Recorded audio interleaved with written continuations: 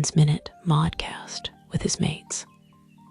Episode 164.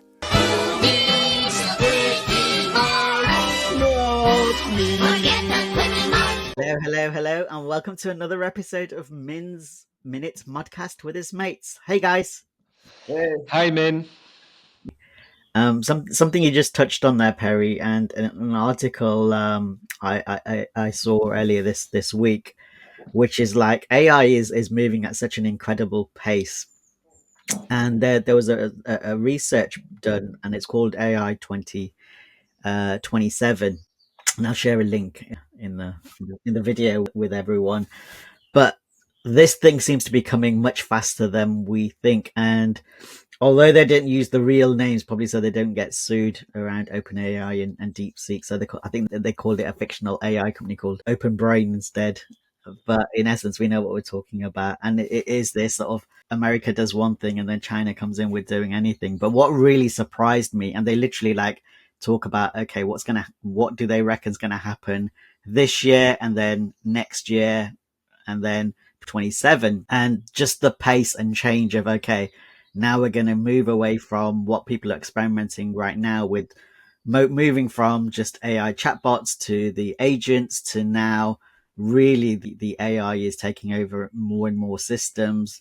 And what you were just saying, Perry, they say that within the next 2 or 3 years, that whole thing about just having income, universal income would certainly be something that's very realistic, because in hindsight, pretty much everything, a lot of the things that as humans do, it doesn't really make sense for us to do those. And then I saw like by sort of 2030, and then if you get right to the end, 2035, it's pretty much game over. It's more than sort of super intelligence, and then it's a bit Black Mirror right at the end in terms of the AI thinks that actually these humans don't really add much value here. We don't really need them. And what they say about science fiction and Star Trek and all of those things, and then a few years later, some of those things actually come true. And although it was exciting, I think it was the first time I actually thought, okay, we need to be really careful here as to, we're not going to really understand what this thing's actually going to do for society and for humans and what we're going to do. So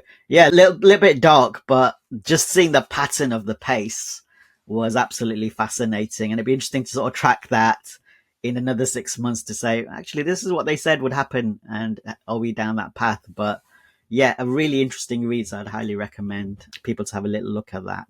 But for anyone who's had a chance, yeah, go for it, Perry. It's very interesting, and it says in mid 2026, China will wake up. I lived in China.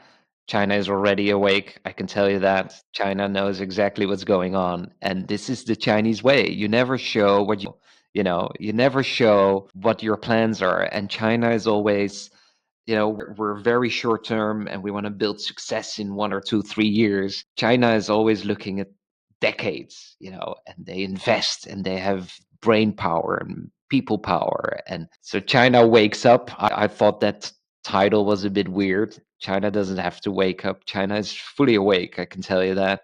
And if they start presenting everything to the whole world, then I think it might even go faster than they share in this document. But for me, this was I like the style. I don't know, creatives around us, how you feel about this, but for our think tank to produce a white paper, I think we're going to do it in the same style as this is, because it's very interesting to have a website and just read what's going on.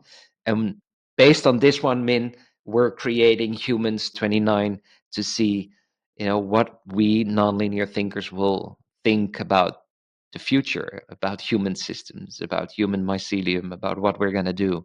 What happens with us if we don't have to do anything anymore? What's the purpose of life if everything changes? And it looks like everything is going to change. So this is a really cool document website. Really read this. It's really interesting. I'll go back to Dr. Lilly for a moment, just because his books were so interesting, and he spent many years, like I said, working on the brain. He was one of the first scientists to use psychedelics in scientific research, and spent a lot of time in an isolation tank, the thing that people use today for relaxing and stuff, the flotation tank. That was his invention. So he would use psychedelics in this very scientific setting, and spend 8 hours plus in an isolation tank. And what he documented was like extraordinary. Like, he was the first psychonaut, and he had this repeated vision of the future, whereby there was what he termed as like an artificial super intelligence. He called it it was SSI, the solid state intelligence. And basically, that this digital super intelligence, effectively like a digital god, existed in the future. And it was so intelligent and so powerful that it sort of acted on the present moment to summon its own existence, if you will. This sounds really crazy, but it's not so crazy upon reflection. And that, humanity came, you'd have this vision of the future where machines could basically do everything better than they could. So they had to find a way to coexist. So his recurring vision of the future was where humans lived inside these sort of domes with their own climate and so on, and the machines had to live separate from the humans so that we could coexist. I mean, it sounds utterly bonkers, but when you think of what we're faced with today, that machines can outthink us, outdo us, more efficient in almost every way, and we're on this, the bottom of this exponential curve, and it's not impossible to think there's a future where we have to find a way to coexist with the super intelligence, So that's my 2 cents on that topic. As crazy as it sounds. It just reminds me of iRobot or Terminator movies. In the future, we will be somewhat separate, but we'll be enabling each other, maybe, or someone will be taking over.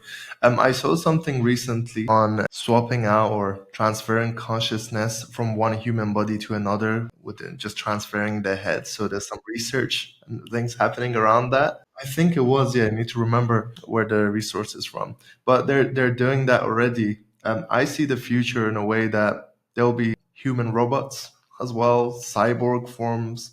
Death rates are gonna go down, I would say, and we have longer lives as a people, but maybe not in the same form as we are today. So yeah, consciousness could go into the robots. They could get half human, half robot versions of ourselves, or full-on robots with their own consciousness. So there'll be different type of forms of beings, and that's what I see that's coming in the next maybe 10 years or 20 years. Who knows?